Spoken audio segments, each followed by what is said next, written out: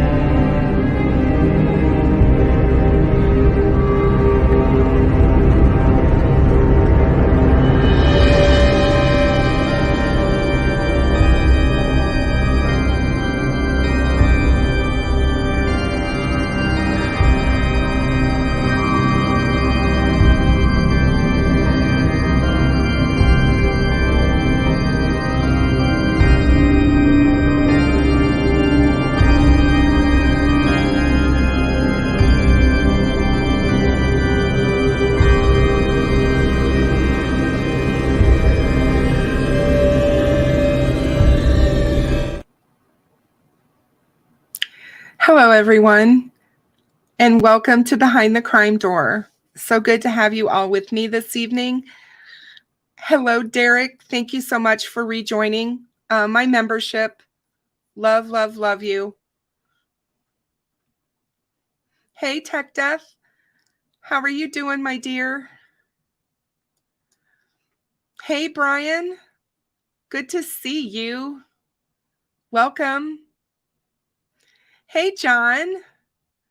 How are you tonight? So good to see you guys. I'm so glad to have you here. Tonight, we're going to be talking about a new case. Not new in the fact just to us. It's a case from many years ago, and I find it a very sad case, and I'm hoping that by shedding some light on it tonight, it'll bring more people into knowing what happened to Lori and to get more people involved. Hey, Maria, how are you? So good to see you tonight. Very good. Hey, Deb, how are you? Hey, Dave, welcome.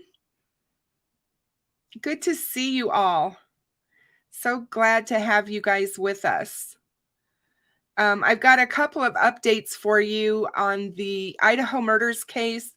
On Tuesday night, we talked about the fact that the defense had put a motion to have another defense counsel added to his case, and that was granted. And this defense counsel, of course, will be death penalty qualified. So they have not announced yet if they are seeking the death penalty in that case, but they are preparing for it, it sounds like. Hey, Pigeon Mac, how are you? So good to see you. Good to have all of you guys with me tonight. In Delphi, they did announce the witness list for the Kagan Klein trial that is coming up. And Barbara McDonald is on that witness list along with Kagan's dad. That was what I saw that was notable on the witness list. There is also I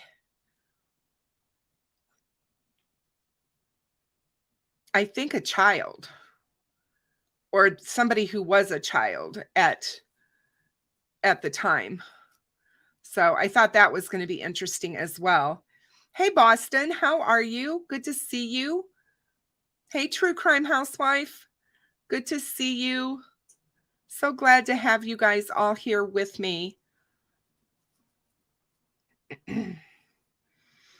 It's been a rainy, cold, dreary day here today, and I'm sitting here with my fireplace on in my office because I'm so cold.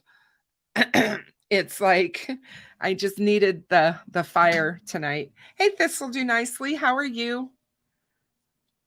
Good to see you. So, those are some updates that I have for a couple of the cases that we follow. In the Kristen Smart case, they have the judge has allowed cameras to be in the courtroom for the sentencing. So that is going to happen. So we will be able to watch the sentencing of Paul. And I kind of expected that since the cameras were allowed in the courtroom for the trial.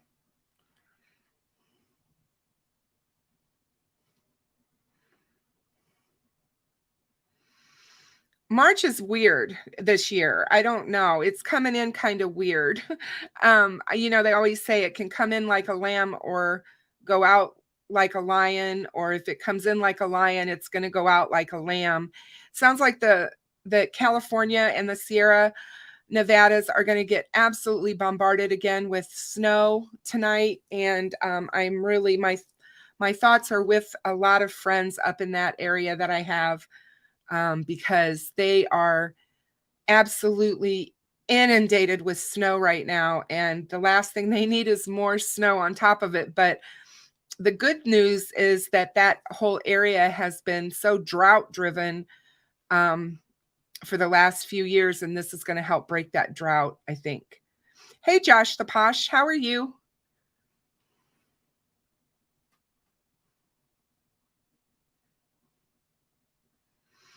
Yes, the Keegan Klein case is not connected to Richard Allen's case, Josh. It is not. Two separate cases.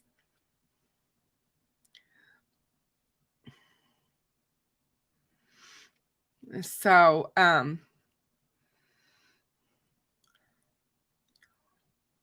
let's get into this. I was looking at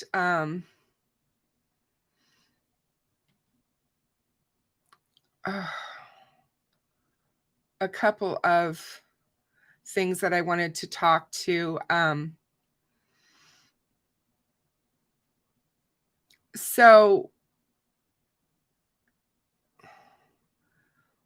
we're going to be talking about Lori Lee Mallory.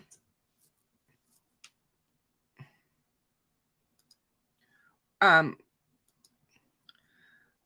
sorry, you guys. I so apologize. It's Malloy, Malloy. There isn't an R in her name. And I made the big mistake when I made my live stream. I misspelled her name, and I so apologize. I will go in and correct all of that when I'm done with my stream tonight. But her name is Lori Lee Malloy or Malloy. And I follow her daughter on Twitter, Lauren, who was just a baby when her mother was found deceased. And Lori Lee was from East Providence, Rhode Island, and her case is still unsolved, and it's an unsolved death. Hold on a second. I want to pull up her photo so you guys can see it.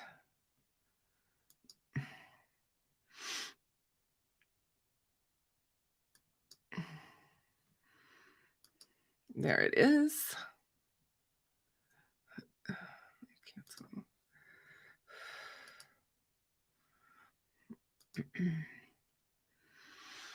Having a bit of trouble. Give me a minute here, guys. Sorry, I should have had this pulled up before. And I thought it would just pull right up for me, but it's not. So it is.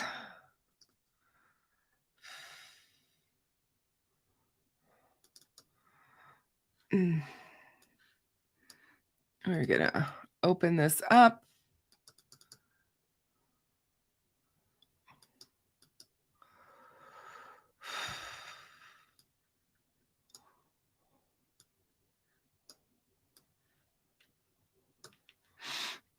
Just give me 1 second here. She's such a beautiful woman.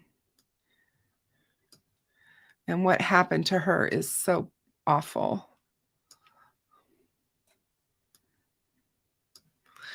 All right. So let's get this.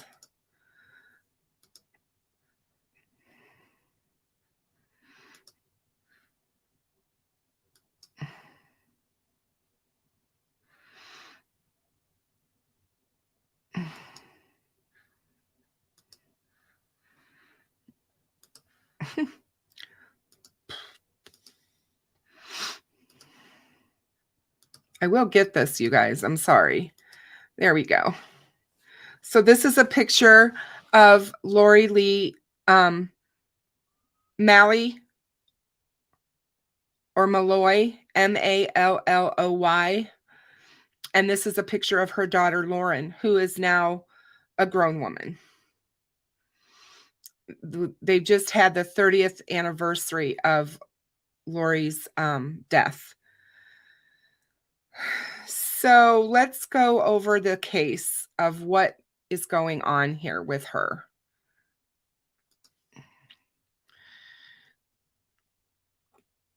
On Sunday, March 7th, 1993, 30-year-old Lori Lee Sled Dog Malloy was found dead by police on the bathroom floor of her East Providence, Rhode Island apartment following an odd welfare call from her boyfriend. The front door to the apartment was open, and the bathroom sink faucet was running when officers arrived on scene. There were 2 drinking glasses and leftover food salad on the kitchen table. The refrigerator was full but unplugged. The young mother was naked with recent bruises on her upper thighs and arm.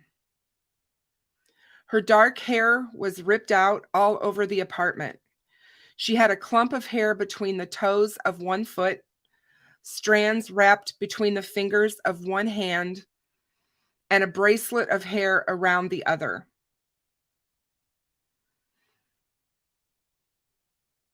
Lori's case was investigated as a homicide. Detectives from the East Providence Police Department removed 14 pieces of evidence, including a hair sample from a clump of light brown hair found in a shoe on top of a table by the front door that looked, as one officer described, as if it had been pulled out of someone's head. Other items included a bath towel with apparent mucus on it, the master bed sheets and comforter, several items of infant clothing, hairs, and the drinking glasses. A sexual assault kit was completed. Lori's divorce from John Scary Harry Mariano was finalized 3 weeks after her death. In a 1988 prison letter from John to Lori, just 8 months after their wedding, John told Lori she could testify against him and see him in 2 years, or ask the state of Rhode Island to drop charges and see him in 6 months. The choice is yours, he wrote. John committed felony assault against Lori in 1990 and violated a protective order against her just prior to her filing. Lori broke up with her daughter's birth father, Thomas Kelly, in July of 1992. Shortly after the breakup, she wrote in her planner, "Tommy's threats over Lauren will settle soon." Lauren was eventually removed from Tommy's care after her mother's death. Lori's original autopsy was conducted by a medical examiner who eventually lost his license to practice in Rhode Island after losing it also in Massachusetts. Known for misdiagnosing cases, the doctor had multiple cases reviewed by the Attorney General's office. Lori's was only missed by a few short months from his time as a temporary employee at the Rhode Island ME's office. The ME who conducted Lori's autopsy incorrectly closed the case as a natural manner of death caused by hypertrophic cardiomyopathy. Despite his own notes describing the lack of major damage to Lori's heart, he did not make note of the condition of Lori's scalp or comment on her clean toxicology screening. A curious outcome considering all notes about her case labeled Lori as a known cocaine user. EPPD closed their homicide investigation following the amended manner and cause of death provided by the Rhode Island Medical Examiner's Office. In August of 2020, new information was brought forward that led to Lori's case being reviewed by EPPD, the Rhode Island Medical Examiner's Office, and the Attorney General's Office. The Rhode Island Cold Case Unit was consulted and referred the case to East Providence Police Department. In February of 2021, Lori's family obtained a copy of her 1993 autopsy report and challenged its findings with the Rhode Island Department of Health. In March of 2021, the senior medical examiner handling Lori's modern case review told Lori's family that she did not die of hypertrophic cardiomyopathy and in fact had no obvious natural or unnatural reason to die. Lori's family was advised that Lori needed to be exhumed and her investigation completely redone to understand her cause and manner of death. The medical examiner refuted the entire original autopsy from 1993. In May of 2021, the East Providence Police Department detectives located the original homicide investigation reports from 1993. And in July of 2021, the Rhode Island Department of Health confirmed all of Lee Malloy's original histological specimens from 1993 were still available for retesting and told Lori's family they expected to see forward movement with her case by the Attorney General's office in the fall. On September 21st, 2021, the Assistant Attorney General assigned to Lori's case stated that he did not see sufficient reason to reopen Lori's case and learn the circumstances surrounding her death. He stated he would follow up with the East Providence Police Department to help clarify suspicious circumstances warranting reinvestigation, and would follow up with Lori's family within 2 or 3 weeks. As of this writing, Lori's family had not received any follow-up from the AG's office. In November of 2021, Lori's case was made public for the first time by journalist Jacqueline Turner of ABC6 Providence. On March 13th of 2022, an independent forensic pathology specialist based in New York was referred to Lori's family and asked to review the case. And upon review, he shared the following. The cause and manner of death are unknown and or unclear after almost 30 years. The listed cause of death, hypertrophic cardiomyopathy, was not supported by description in the autopsy reports. The underlying reason of Lori's congested lungs, 1,519 grams at the time of death, did not have a reasonable explanation as of now. If possible, the availability of any residual tissues, slides should be reviewed to establish a cause of death from a perspective of forensic pathology. The circumstance of Lori's death should be investigated and or reinvestigated by the police. On March 17th, 2022, Rhode Island State Police advised that the Rhode Island's Attorney General's office needed to give order for their agency to take over the investigation, and that the update will be posted as available. A $1,000 reward is being offered by Unsolved Rhode Island for any information leading to an arrest in this case. There is a petition that you can sign, and I will put that in the description down below my live stream, where you can go to sign the petition for the Rhode Island Attorney General's office to officially reopen and reinvestigate Lori's cold case. Sled dog supporters often wonder where Lori got her sled dog nickname. The moniker originated during Lori's travels to Alaska in the 1980s, where she learned how to mush and was first called Sled Dog or Sleddy for her love of the dogs. It is reshared today with love for Lori's many remaining friends.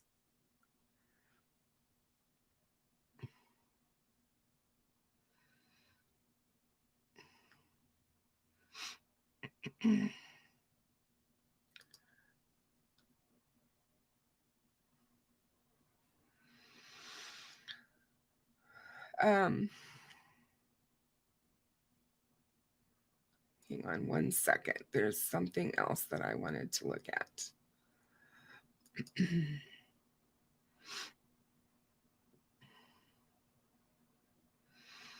So Lauren, her daughter, grew up and has been working tirelessly to get her mom's case reopened, reinvestigated, and to find out what happened to her mother.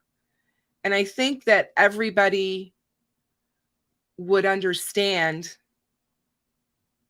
why she would do that and why it would be important. When I read about Lori's case for the first time, just the suspicion around how her body was found and the fact of all of the hair pulling that was done to her scalp that was all over the apartment, the fact that she was nude, led me to believe that she was assaulted and that she was murdered. And I still believe that. I don't think that there's anything but that's pointing to that. There's no way that this young mother died in this suspicious manner and it was not at her own hand.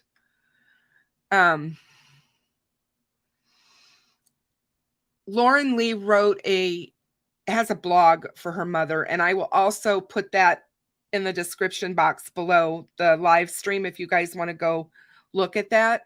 But she has a blog that she keeps, and she's been on TV shows talking about her mother's case, and she has a very large Twitter footprint where she shares her mother's case, and she also helps with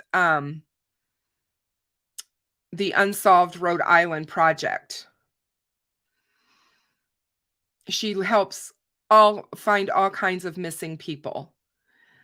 So her daughter's legacy is definitely being driven by her mother's demise. On November 18th, 2021, Lauren wrote on her blog, "Looking for Lori Lee, the cold case that launched Unsolved Rhode Island." The following case for Lori Lee Sled Dog Malloy, my mother, has never been publicly shared. The following details are factual based on police and autopsy reports, eyewitness statements, and other documents that are and will be made available on Unsolved Rhode Island. Around 1 p.m. on Sunday, March the 7th, 1993, Henry Costa walked into the East Providence police station and reported that he was concerned for his girlfriend's welfare. Henry hadn't seen her in nearly a week, and none of her friends had heard from her. She wasn't answering the phone or the front door, and she'd left her infant daughter in the care of her sister longer than expected, unusual for the doting young mother, and Henry was distraught. Though Henry didn't know Lori's exact address, he advised he could guide officers to the house on the road where she lived. Then Patrol Officer Anthony Brito asked the dispatcher to direct Henry to a nearby intersection where the two men met and proceeded together to Lori's third-floor apartment at 136 North Hull Street in East Providence, Rhode Island.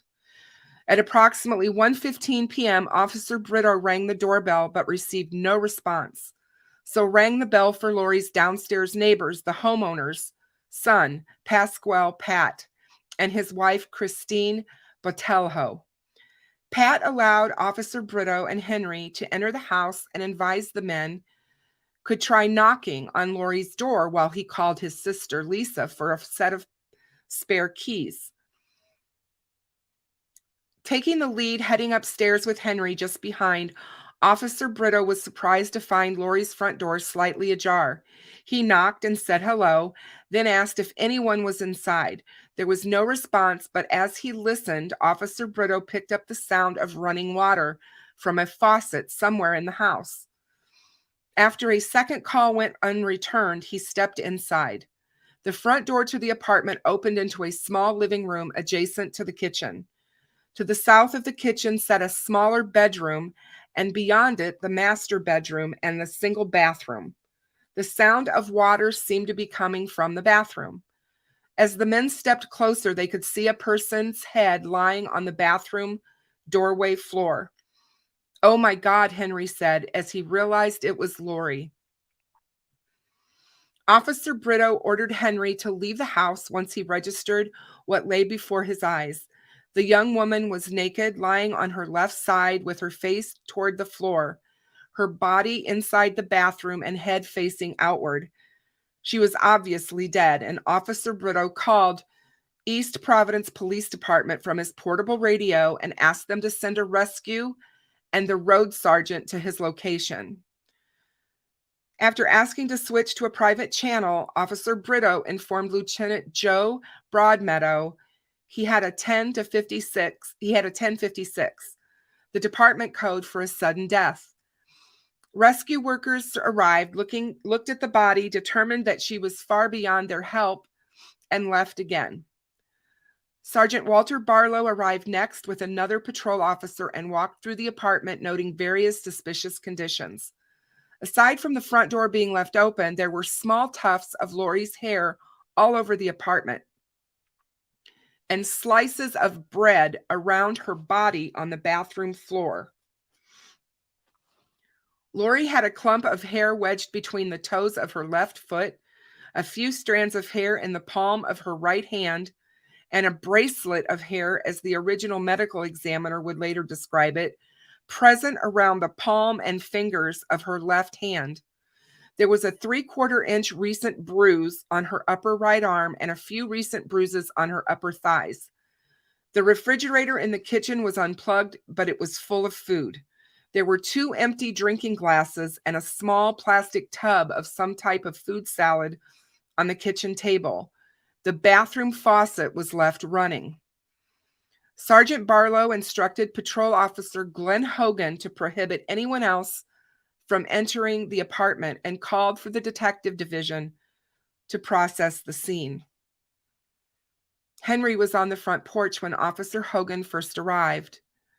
And visibly shaken by what he'd seen inside the house, Officer Hogan secured the scene until detectives took over, and then returned downstairs to speak with Henry and obtain his basic information until Officer Rostek advised that Sergeant Barlow asked them to transport Henry to the station for a formal statement.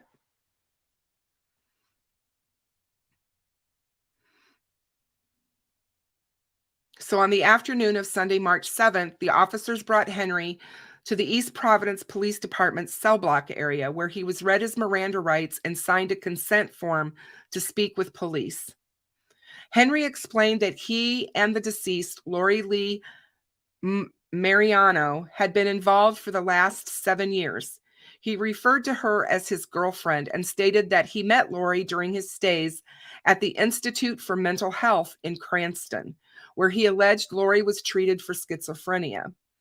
Henry said he'd last seen Lori on Monday, March 1st, when he briefly went to her apartment to give her cigarettes. He also said it was the last time he'd heard from Lori, as his calls to her throughout the week went unanswered and unreturned. Police sat up straighter and listened closer when Henry offered that he had an argument with his girlfriend over her frequent cocaine use. He also said that she had a child, a 14-month-old daughter, by another man who she hadn't been involved with in quite some time. The baby's father wouldn't know where Lori lived, Henry didn't think. At any rate, the baby was with Lori's sister, Allison, who she'd been with and who Henry visited to seek Lori's whereabouts over the last week. Henry stated that when he first went to Lori's apartment, he was able to walk right inside. He saw human hair scattered everywhere and ventured no further because he was afraid of what he'd find. He then went to police, who entered the apartment and found the body. In his written statement, Officer Hogan recalled another odd condition he'd noticed while positioned at the apartment's front door. On a small table to the left of the doorway sat an athletic shoe, on which the officer was surprised to see a large clump of light brown hair that looked as if it had been pulled out of someone's head. Lori's hair was black.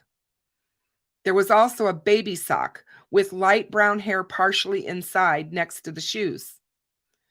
The officers placed Henry into a holding cell after speaking with him at the station. His belongings, including a watch, wallet, credit cards, a license, and $62.61 were stored in locker number 129.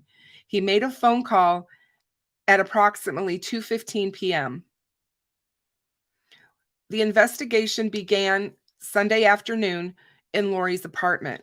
While Henry was waiting to be interviewed, the detectives were back at Lori's third-floor apartment, conferring with Dr. Charles Medeiros of the state ME's office. Dr. Medeiros pronounced Lori dead at 2:37 p.m., though it was later determined she died approximately an hour or so before Patrolman Brito and Henry first arrived, based on the level of decomposition. After the medical examiner made his initial assessment, Detective Arthur Clark, Ken Bilodeau, Robert Pacheco, and James Dubé began their investigation by speaking with witnesses and neighbors in the building. Various items were seized as evidence, including several samples of hair, a pink-colored bath towel with apparent mucus on top of it, a top sheet with human hair, and the comforter from the master bed, the drinking glasses from the kitchen table, a yellow-colored infant sweater from the master bed, a human hair from the bureau in the baby's bedroom, and an address book from the kitchen. East Providence Police Department, Allison Malloy is interviewed at 3 p.m. Eastern Standard Time. Detective Corporal Arthur Clark interviewed Lori's sister Allison at 3 p.m. that afternoon, and Allison told Detective Clark that Lori had their mother, Alice, bring the baby to her house on Friday, February 26th. She'd been feeling unwell and the baby had been getting on her nerves and she just needed a break. So Allison agreed to babysit. She claimed the last time she saw Lori was on Monday, March 1st, when Lori visited with her mother to bring extra clothes for the baby. Lori stated that she still wasn't feeling well, but that she'd gone to the doctor on either Thursday, February 25th, or on Friday, February 26th. Allison couldn't quite remember which day because she had some type of flu. Allison said she didn't know which doctor Lori saw or any medicine that she may have been prescribed. Allison said she called Lori 3 times on Tuesday, March the 2nd, and there was no response in the morning or the afternoon. But finally, around 5 p.m., her sister answered the phone. Lori said she was just really tired and had been sleeping all day.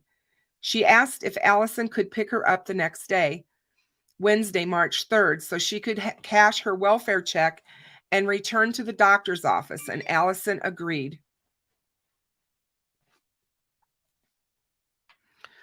Allison went to Lori's house at 9 or 10 a.m. on Wednesday morning, and she knocked, and there was no answer.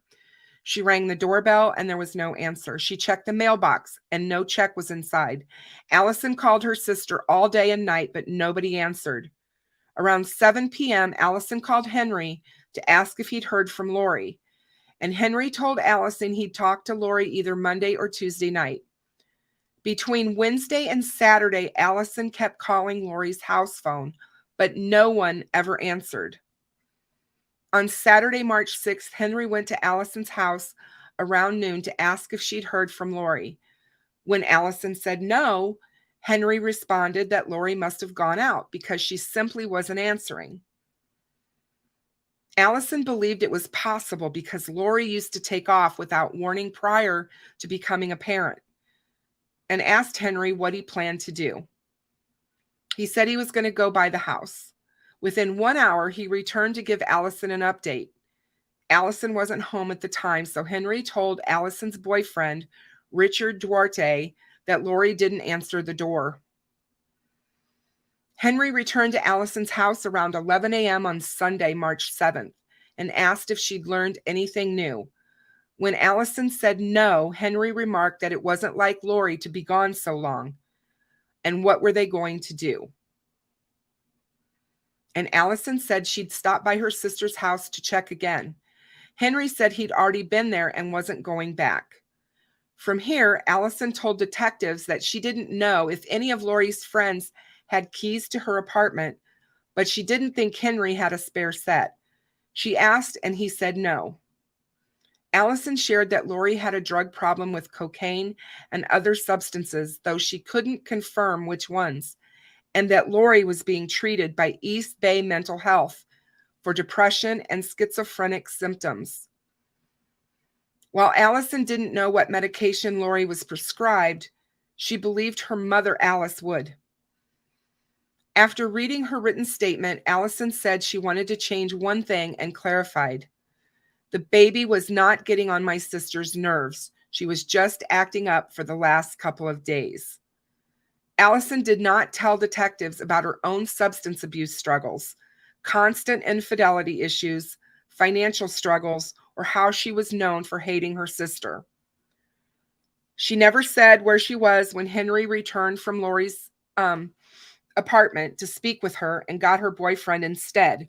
No one knew that she'd eventually use her sister's death benefits on her habits instead of her sister's daughter's care, or that she'd bribe one of her boyfriends to do something that could send him to jail and never speak to him again, because on that one day in March, Allison wasn't the bad sister for once.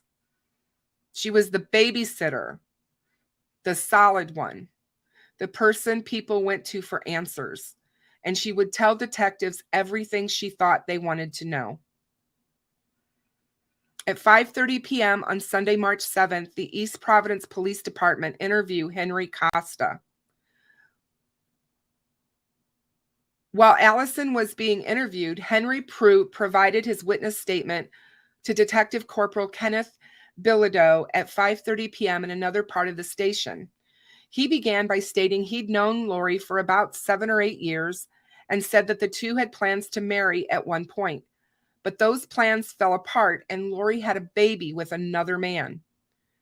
The relationship didn't work out for Lori and she started to see Henry again, but he never had keys to her apartment and he did not live with her. According to Henry, Lori had a long-time battle with drug addiction on and off, cocaine and marijuana for all the years he had known her.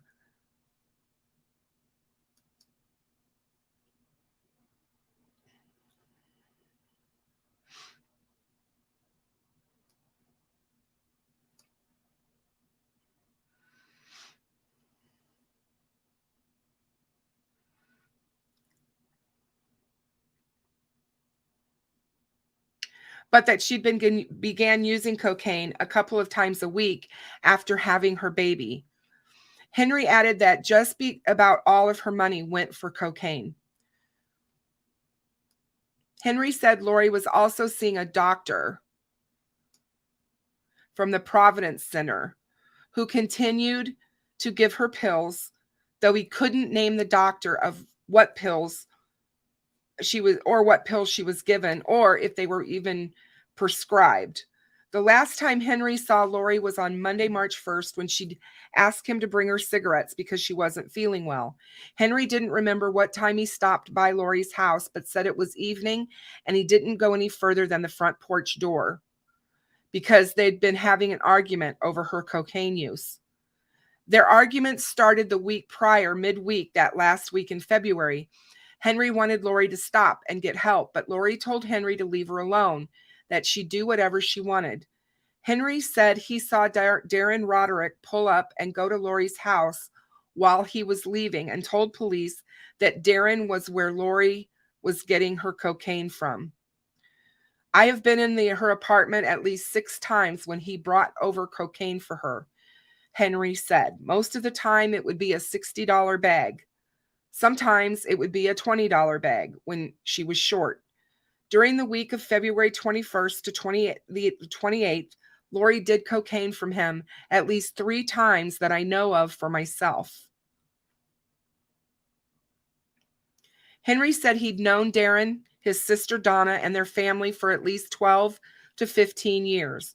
He described Darren to detectives, and when presented with a folder of 6 color pictures of men, correctly identified photo number 5 as Darren, the guy who sold Lori the cocaine.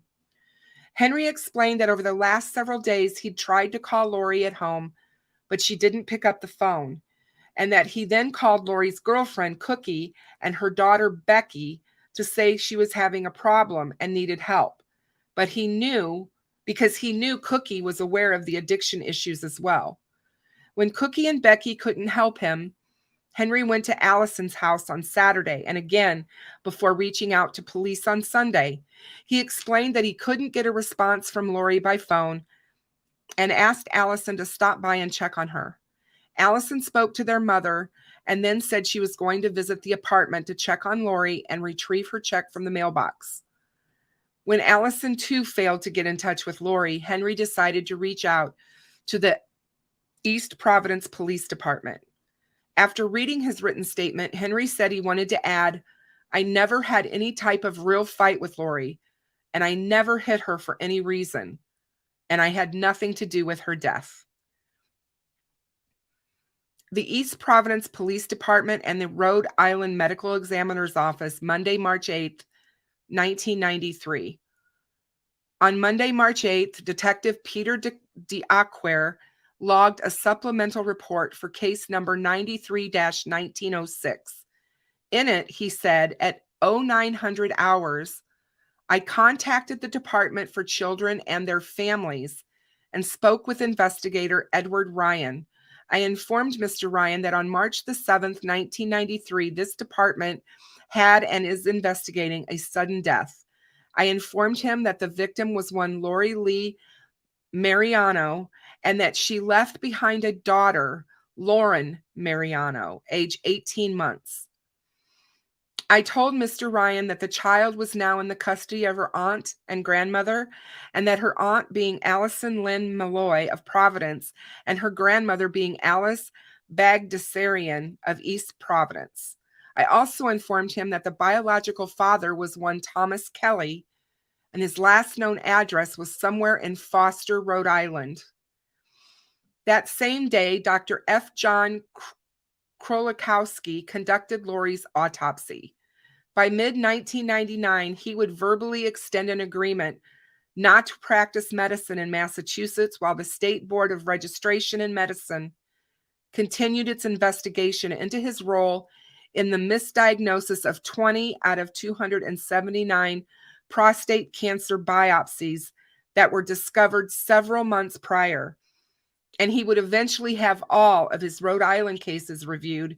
But on that fateful day in March 1993, Dr. Krolikowski was acting chief medical examiner for Rhode Island while the existing chief was on medical leave, and Lori Mariano's autopsy was first on his list. Dr. Krolikowski stated that he observed the body of a white female whose appearance was consistent with the stated age of 30 years old. Her height was approximately 5'6" and her weight was approximately 160 pounds. She had long, almost black hair with some streaks of gray. It was matted and tangled in some areas. Her eyes were blue. Her face was slightly bloated and filled with blood after settling on the bathroom floor for several hours. An examination of her abdomen revealed a pressure pattern concentrated on her left side and consistent with the ceramic tile from the floor on which she was found. Aside from the curious strands of hair wrapped between her fingers, around her wrists, and clumped between her toes, Dr. Krolikowski said Lori's body was unremarkable from the outside. No fractures or dislocations, needle marks, signs of hypermobility, pressure marks, or lacerations were present. Internal examination also failed to elicit new clues, with the Y-shaped chest incision only proving that Lori had all her organs and they were all unremarkable as well. Her stomach only contained a small amount of clear brown liquid. Cut sectioning of Lori's heart showed her myocardium had no evidence of mottling or scarring. Her cardiac valves and great vessels were normal, and there was no evidence of right ventricular hypertrophy and only a moderate degree of left ventricular hypertrophy, something that wouldn't typically be fatal for a younger woman in otherwise decent health. This is a 30-year-old white female with a history of cocaine abuse and a history of schizophrenia treated with lithium and Mellaril, Dr. Krolikowski recorded. She was found unclothed, lying on the floor of the bathroom of her residence. She had a several-day history of flu-like symptoms and was not feeling well. Lori's laboratory request summary said, found by police naked, dead on the bathroom floor, known cocaine user, several medications, lithium, Mellaril, and trihexyphenidyl were handwritten below this.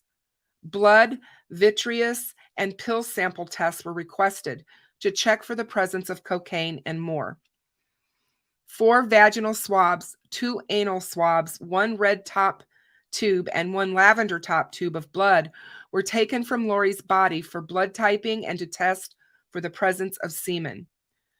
Lori Lee Sled Dog Malloy, the woman who once learned how to dog sled race from an Iditarod winner in Alaska, who was known for intimidating attendees at biker rallies with her German steel tactical survival knife, had once been captain of the cheerleading squad, hitchhiked and traveled all over the United States by motorcycle, could draw anything in front of her exactly as it was seen, somehow knew how to talk with animals and never found a dog she didn't like, lived for rock and roll and blasted music when she cleaned, got straight A's on all her report cards, and was interviewed by the local paper when she was 11, had the bluest eyes and glossiest black hair and the biggest smile and loudest laugh, who sang to her daughter every day and religiously kept planners as journals with her goals in the back, took several hours to die alone on the bathroom floor. The weight of her lungs determined Lori was unconscious on the floor for 2 to 3 hours before she finally died, but was only dead for around an hour before she was found. Dr. Krolikowski signed off on all tests, including Lori's toxicology screening, by noon that day, just in time to enjoy his lunch break. On Wednesday, March 10th, 1993, Assunta Cookie and her daughter, Rebecca Becky Lescarbio, first met Lori in 1984 or 1985 when Lori was referred to Cookie by a mental health clinic. Cookie often took in troubled kids who needed support, and Lori was one of those. In her early 20s at that time, Lori was already on the way to full-blown addiction struggles. Cookie told Becky about Lori's problems with cocaine, pills, and alcohol. To Becky's knowledge, Lori stayed clean during the 2 years she lived with them, and even as recently as a month prior to her death, it appeared she was still on the straighter path. Becky told detectives she'd last spoke with Lori on Tuesday, March 2nd or Wednesday, March 3rd, when Lori called her at home. She sounded groggy and giggled so much that Becky thought she was high on some drug. When asked, Lori told Becky that she had taken some pills and didn't know what they were, but that they made her feel good. Lori continued to slur her words. Becky had trouble understanding what she was saying, but kept her friend on the phone for around 45 minutes, talking about things in general. I think that she said somewhere someone was there with her, Becky said, but I can't say for certain. Lori also spoke with Cookie during the call. I wasn't all that alarmed because Lori told me in the past that she had been doing drugs since she was 14 and doing tricks since then also, Becky said. I figured she had been doing drugs all those years and nothing had ever happened. I knew that her baby wasn't with her, so I didn't have to be concerned about that. According to Becky, Lori's daily routine was to have Trix, her sex work customers, come to her apartment, and that she never went out to socialize. Basically, she was supporting her habit. Henry called Becky on Sunday, March 7th at around 10 a.m. and asked if Lori was with her or if she'd seen or heard from her, and Becky described Henry as a good friend of Lori's. When she reported no, she hadn't heard from Lori, Henry said he was worried because they'd gotten into an argument over her cocaine use. He did not say when they had argued, but that they had been trying to call, that he'd been trying to call and reach her for a week, and she wasn't answering him. He seemed concerned and said that Lori hadn't picked up her check. Cookie told Becky that Lori was on Social Security and Henry might have told her too, so she assumed that was the check Henry referenced, but she didn't ask him specifics. Henry went on to tell Becky that he'd seen her previous Monday when he picked her up somewhere, likely to cash her check and go buy more cocaine. Because after that, Henry said Lori did coke for 4 days straight. He also said that he talked with her again because she called him for cigarettes after that Monday, but he didn't say what day. Henry said he brought the cigarettes to her door but didn't go inside because he was still mad at her. He also told Becky that he and Lori were just about to go into the bedroom together one day when she mentioned that she wanted more cocaine. Henry disagreed and walked out while leaving another man was entering the apartment, and Becky wasn't sure what day Henry was referring to, but after speaking with Henry, she felt something was wrong and she called the East Providence Police Department. Becky told the dispatcher who answered that Lee Malloy had been missing for a week. She provided Lori's address, phone number, and all the information that came to mind. Becky called back around 30 minutes later to see if anything had been done. The dispatcher informed her that Henry was there and that they'd found Lori. He didn't provide any more information, but asked for Becky's name and address and written statement at the station and said they would be back in touch with her shortly. On Friday, May 7th, Dr. Krolikowski reviewed Lori's toxicology results. Her laboratory findings for all blood and vitreous humor specimens tested were negative for all drugs, volatiles, and other substances. Put simply, the toxicology screening did not find any drugs or harmful substances in Lee Malloy's system. Faced with a mystery, Dr. Krolikowski found himself in a difficult position. Lori's internal and external examination hadn't revealed any obvious cause of death, and the tox screen results assumed to be a foregone conclusion were anything but.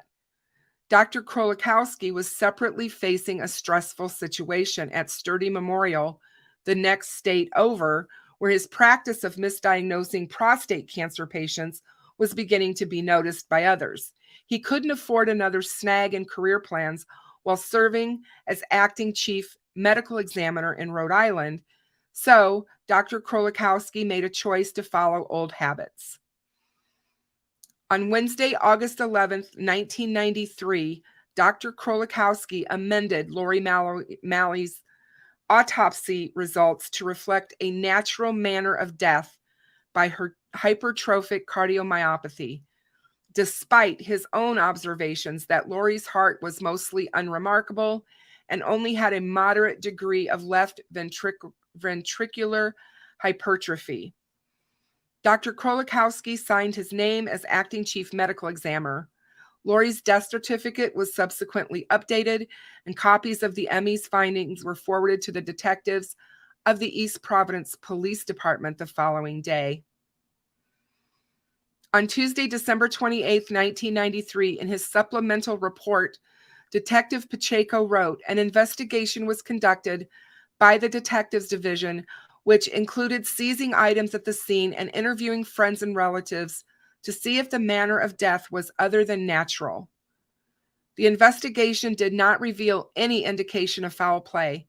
He continued, "This was supported by the medical examiner's office in a report dated March 12, 1993, by Chief Medical Examiner Richard Evans, which lists the cause of death as hypertrophic cardiomyopathy and the manner of death as natural. Based on this investigation and medical examiner's report, I recommend that this case be closed." Detectives did not interview Darren Roderick, who Henry correctly identified from a photo spread as Lori's cocaine dealer. Nor did they interview Alice Bagdasarian, Lori's mother, Richard Duarte, Allison's boyfriend, who spoke with Henry, Assunta Cookie Lescarbot, who spoke with Lori during her final week alive, Thomas Kelly, the father of Lori's child, who she recorded was threatening her over her custody several months before her death, John Scary Harry Giovanni Mariano, from whom Lori's divorce was finalized just 3 weeks after her death, Louise La Pietra, who found me on Facebook and knew all the details of the scene where her best friend was found, and several other interesting persons I've stumbled upon along the course of my own investigation over the last 15 months.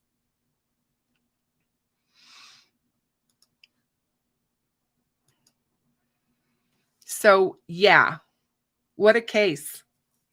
What a case, you guys. I mean, we could talk about this case all night long. The lack of, one of the first things I want to say is I think that the lack of care, hang on.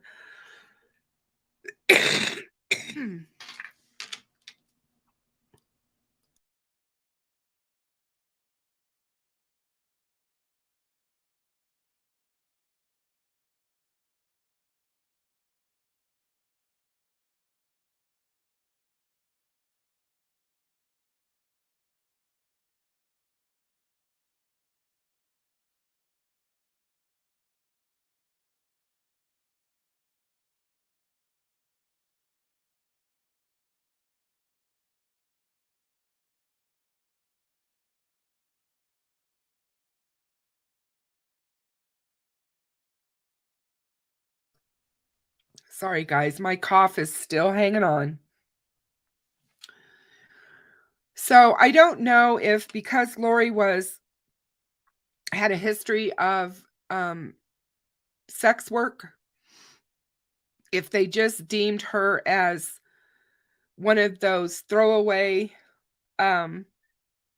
marginalized individuals, the fact she had mental health issues, addiction issues, I really don't know, but it sounds to me like not only was the medical examiner at fault in this case for malpractice, but so was the investigation. They didn't even interview everybody that they should have interviewed.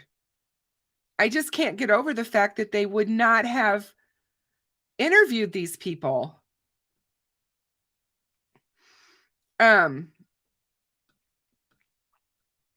It just doesn't make any sense to me at all.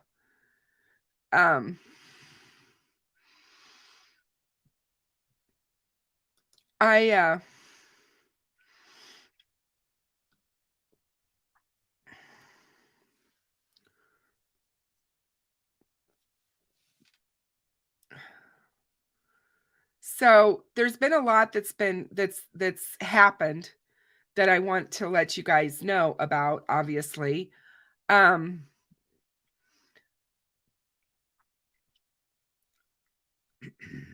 Because Lauren has worked tirelessly to get this case looked at and reviewed. And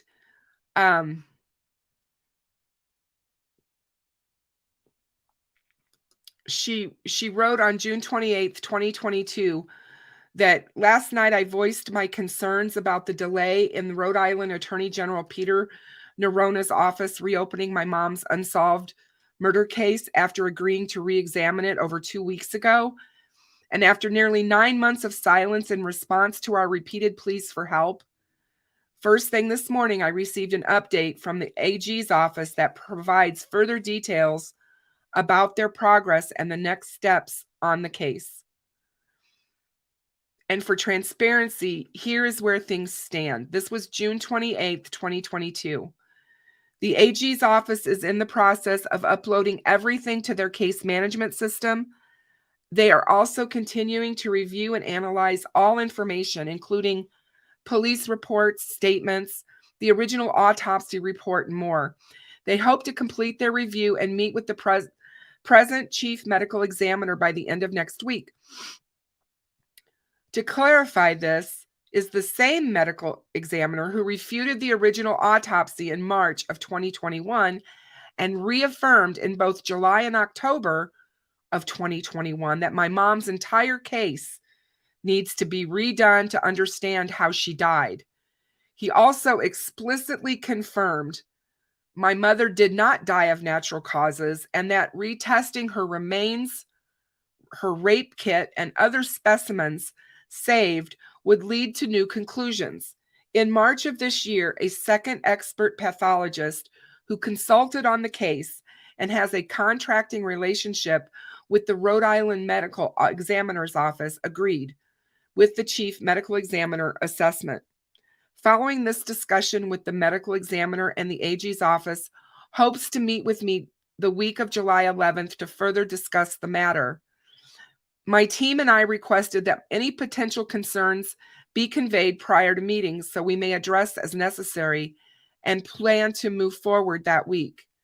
We also offered additional support through Othram, a private lab that is revolutionizing DNA testing for cold cases and already making significant progress in Massachusetts through the Bristol County DA's Unidentified Body Project and many other states, should the Rhode Island ME's office feel they are not equipped to handle my mom's modern testing. Additionally, Othram has already offered to provide free review for all unsolved Rhode Island cold cases to see if their proprietary technology could help move cases forward, including several homicides where unidentified DNA profiles were recovered at the scene. It's time for our state to catch up with the rest of the country, starting with my mom. We are confident that with the 30 years of advancements in DNA technology, new and original witnesses, extensive research, and community support, my mom's murder can be solved today. Thank you again to the thousands standing behind my mom and fighting to help our effort. Excuse me. By supporting the petition to reopen her case, sharing her story across social media and other platforms, reaching out to elected officials, and more. Your efforts mean the world for her and the many other unsolved crime victims across our state. We are their voices, and they will no longer be silenced. We will continue to push forward and provide additional updates as able. We will not back down until justice has been served.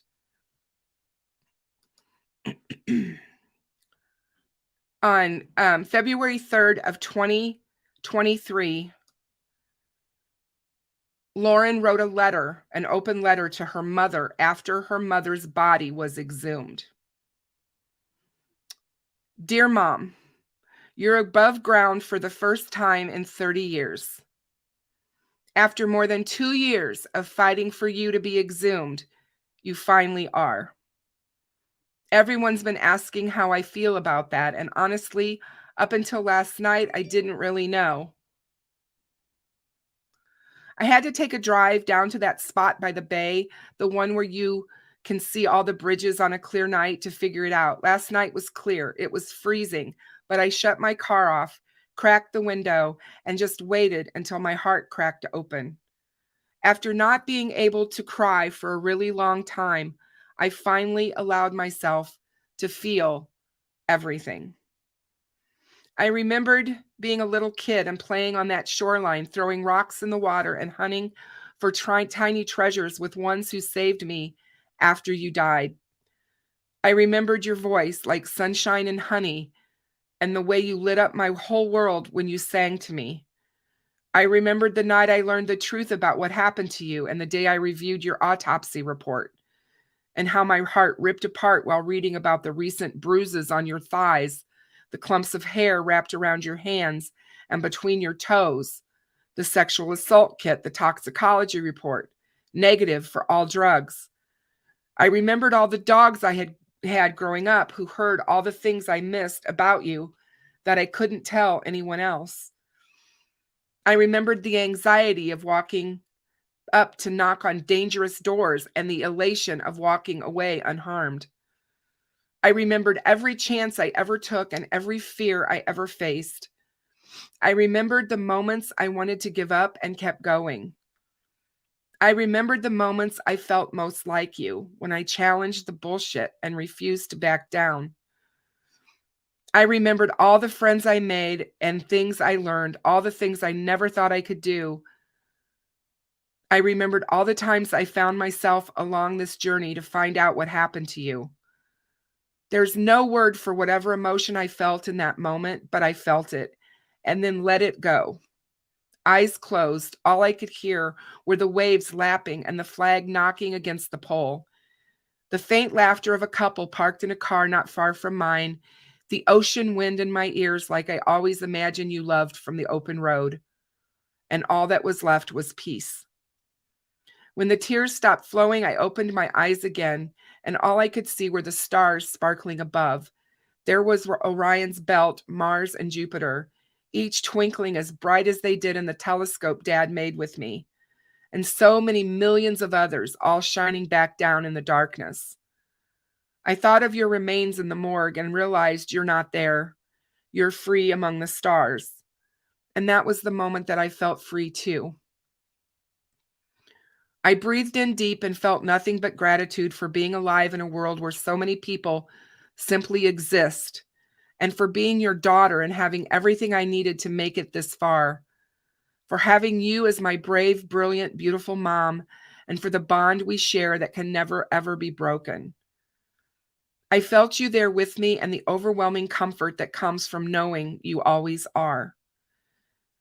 No matter what's next, I feel closure, knowing that I kept my promise to give you the last gift of justice. I hope you know you are loved, missed, and remembered by so many people, especially Cupcake, Spirit Lady, and of course, Pirate. They told me your wild sled dog stories, and I'm so grateful to help tell this final one. They'll all be there to help scatter your ashes when the time comes, at that special place up north in the woods by the mountains and the rivers you loved.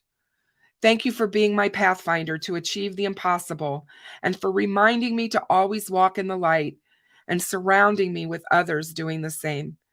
This world might be dark sometimes, but thank you for reminding me to always look to the stars and to believe.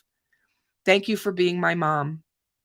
Tell Dad, Charles, Uncle Jerry, Grandma and Grandpa, and everyone else up there that I love and miss them every day. Oh, and tell Ace Dog another thing. Don't cause too much trouble. Now let's kick some ass. Love always, your bulldog daughter.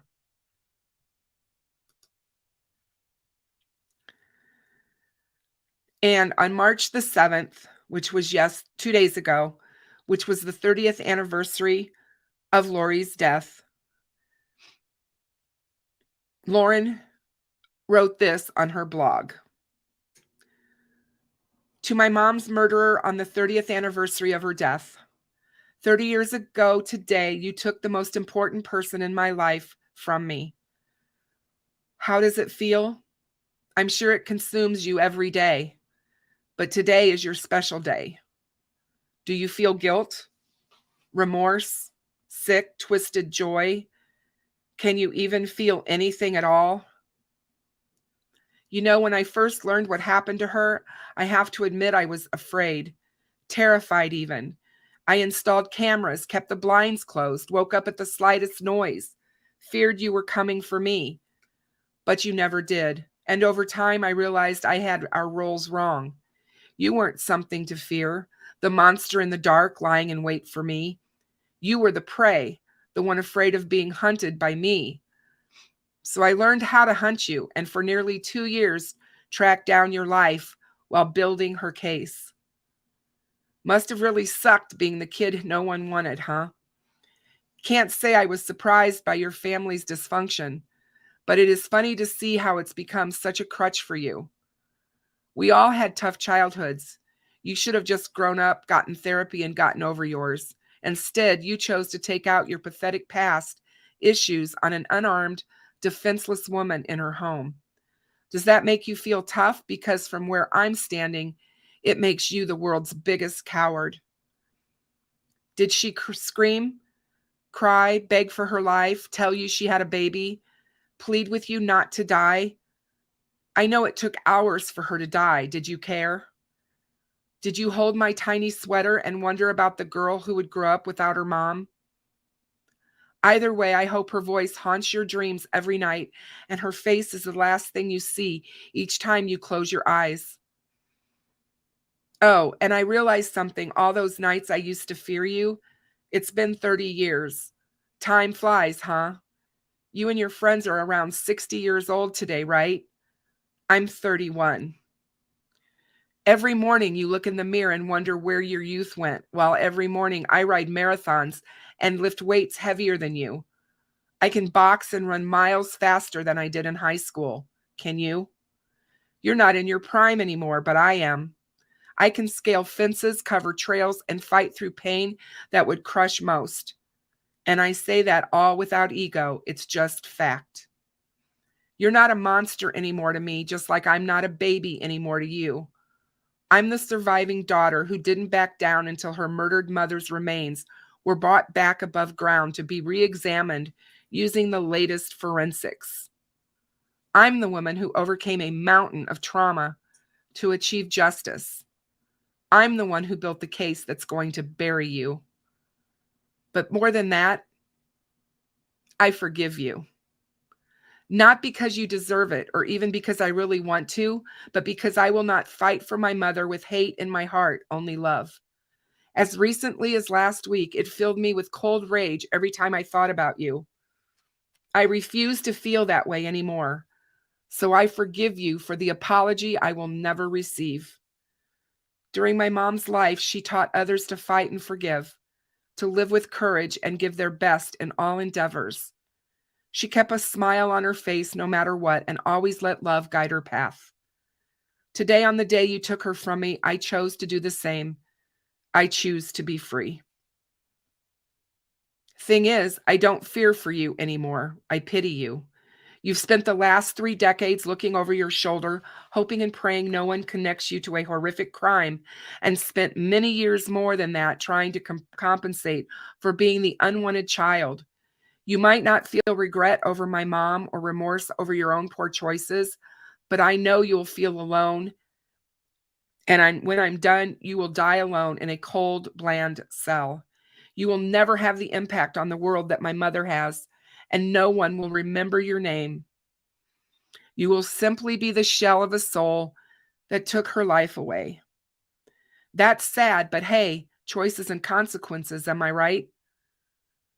So today, I hope that every time you feel sunshine, you remember her warmth, that every time you feel the wind, you remember her free spirit, and that every time you hear birdsong, you remember the melody of her voice, that every time you hear laughter, you remember the light of her soul.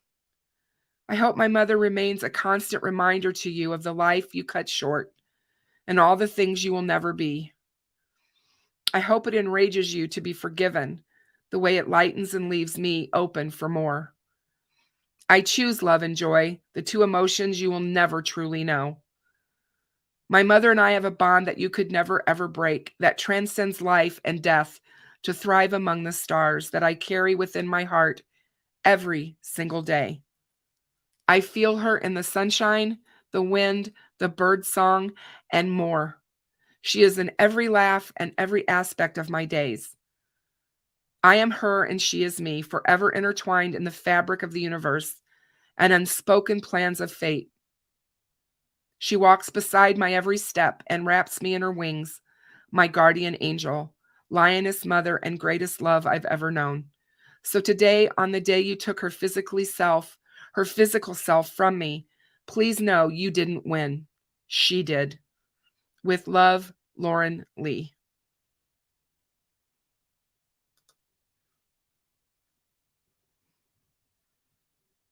I just can't even imagine all that Lauren's been through these past 31 years, and knowing what she's known about her mother, and knowing that no one was fighting for her, and they basically just said enough is enough, and we're going to be done with this case and close it, knowing that they had not given her the proper investigation and justice that she deserved, as anyone deserves.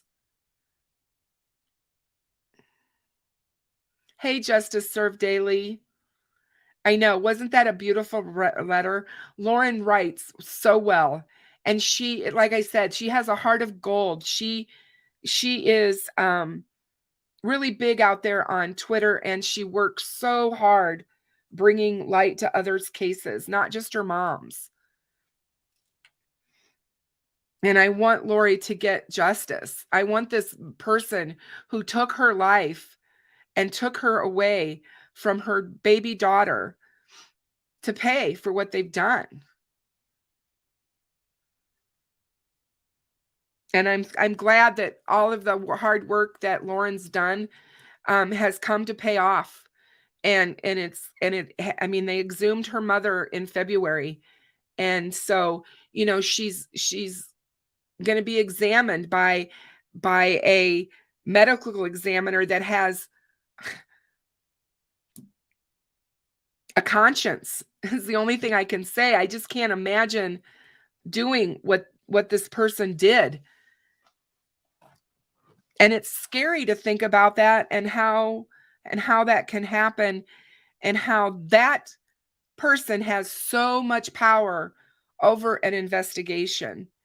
All the things that they were assuming about Lori, about her drug addiction, about her using drugs and being on drugs and all of that, her toxicology was clean. You can't make that stuff up. And everybody that knew her and loved her said she was getting her life back on track. Henry didn't, though. Henry said she was still using cocaine, and Henry's the one who supposedly found her. Leads me to wonder about Henry. Henry is a suspect in my mind, a very, very strong suspect in my mind. Just by what I know of the case. So it sounds like Lauren knows in her mind who this person is. And I hope that she's right. And I hope that what she's been doing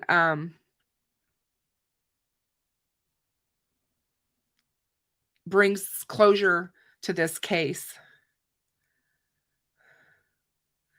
It's really, really important that we share these stories and share these cases, because I think what the lesson that it tells all of us is to never give up hope. You know, when I was talking about Delphi, all the years that I've covered Delphi for 6 years, I've always said you can't give up hope. As each year passes and it seems like the case is going nowhere, you can't give up hope. And one of the things that you have to think about is you don't want to take away the family's hope. You don't want to take away that last shred of justice for them. Because I've always said, if they don't have hope, they have nothing. And this case is, to me, is all about hope. It's about a little girl who grew up without her mother, who finally found out what happened to her mother and how it had been so mishandled. And a little girl who decided, this is not right. This is my mom. And I want to know what happened to her. I want to know who took her from me. And she fought. And she fought like hell. And it shows you what one person can do. We can make a difference, you guys. That's the bottom line. We can make a difference. And even though we think our voices are small and that we can't really, change things, we can change things. Lauren got her mother's body exhumed to be re-examined. And hopefully now they're going to take a look at this and they'll look at the rape kit. They'll look at all of the evidence that was taken from her body, all the evidence that was taken from the apartment. And they'll be able to charge someone with this horrific crime. Because everything that I've read about Lori, she was a wonderful person, a good person. We're always so quick to judge people by one or two things that we know about them. And you can't judge people without knowing them. It's so unfair.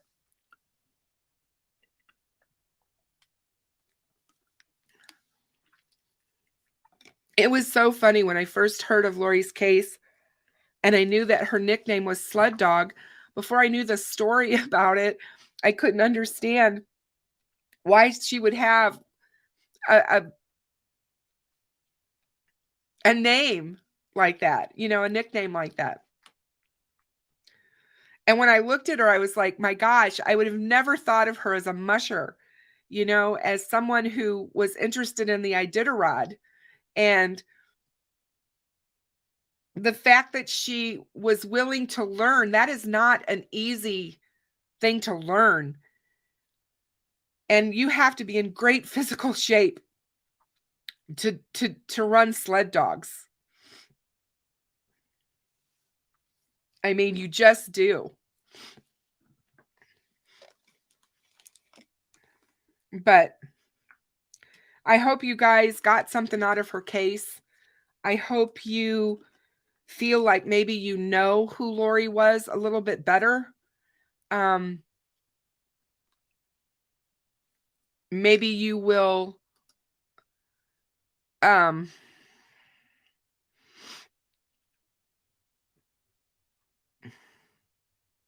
follow to see what happens to her, because I guarantee you I will be. Like I said, Lauren is a voice for many of the unsolved cases in the state of Rhode Island. She runs Unsolved Rhode Island, which highlights cold cases throughout their state. And you know, she's got experience because with everything that she's gone through. And it's wonderful to see that these families can give back to their communities in this way, because not everybody's able to do that. And it's just wonderful to know that people listened to her as she fought to get her mother's case re-looked at. I put in the chat that anyone who has any information regarding this case should email unsolvedrhodeisland.com or call the East Providence Police Department. And I put the phone number in there.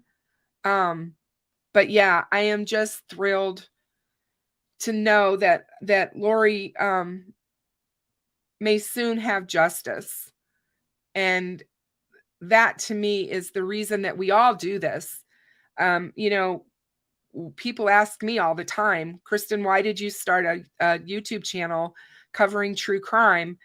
And it's not like it's something that I didn't think of a long time before I did it, which I did. But my biggest reason was I wanted to make a difference. I was hoping I could make a difference and